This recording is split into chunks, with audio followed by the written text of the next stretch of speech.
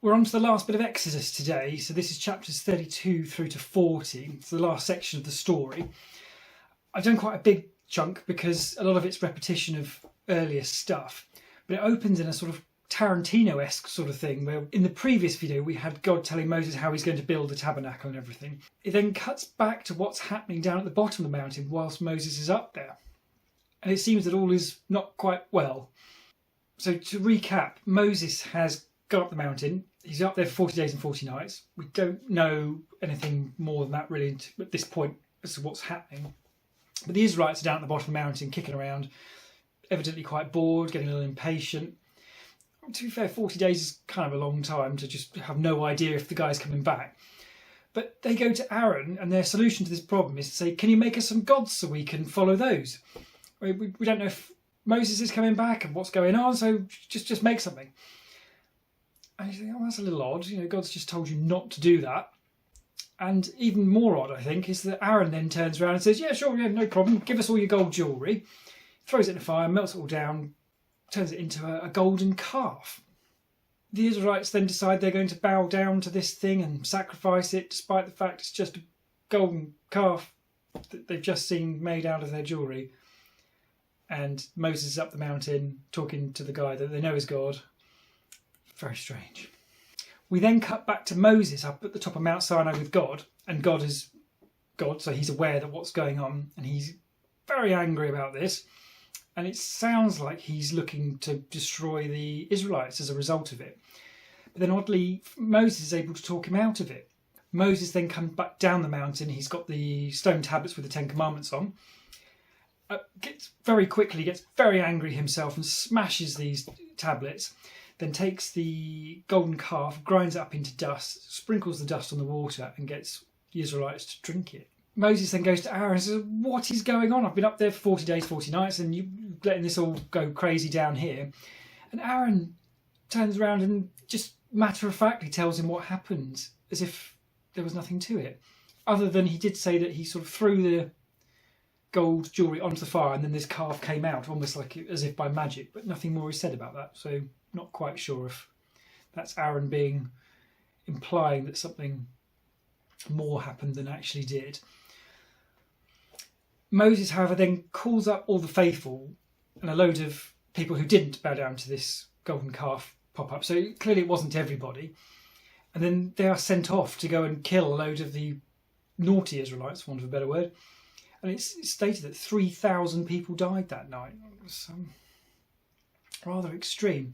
To be fair, though, God, 5 minutes previously, had just given the Ten Commandments. I think they had seen at this point because they agreed to it before Moses went up the mountain. So I believe that's right. Making very clear you're not going to make any other gods and worship them and all the rest of it. And then moments later, the Israelites are doing exactly that. Not saying that makes it okay to kill people, but to be fair, it was pretty clear. You do this, you get killed. Moses then goes back to God and asks him to forgive the rest of the Israelites. And God is clearly quite reluctant on this and says to Moses, just get going, get moving and all the rest of it. Throws a plague at the Israelites for good measure, just as some sort of punishment. No details on that, nothing more seems to be said. And God also says that he's not going to go with them to the promised land because he seems concerned he might destroy them in a sort of scrappy-do, hold-me-back sort of way. So that's quite interesting. God and Moses then have a very cryptic chat, which there's no way I can do justice to in a short video. But it said that they're talking as if friends. Moses asked to see God's glory, and God responds by basically saying that Moses can't see his face or he will die. So I thought Moses had been up the mountain talking to God this whole time, and there's people who went up and had lunch earlier and they said they saw God and all the rest of it.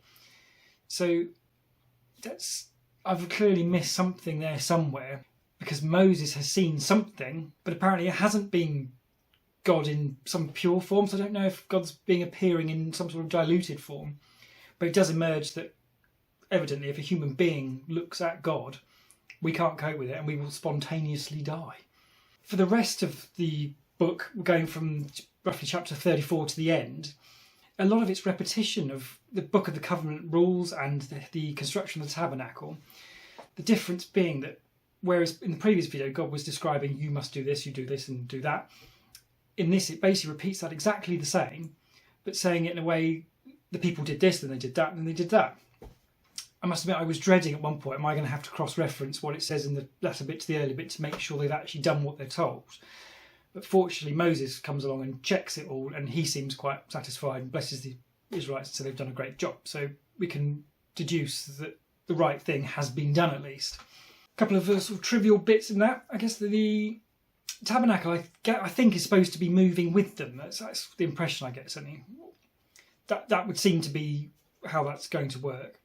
But it's, as I mentioned previously, there was a lot of gold involved in this. So the Bible actually notes that there is actually a ton of gold. You know, not like your shopping weighs a ton, an actual ton. And the Israelites got to carry this thing around by the looks of it, and then set it up and do all their rituals in the morning and the evening, and then potentially move on again. And I wonder if we've stumbled across why it's taking them 40 years to get from here to here.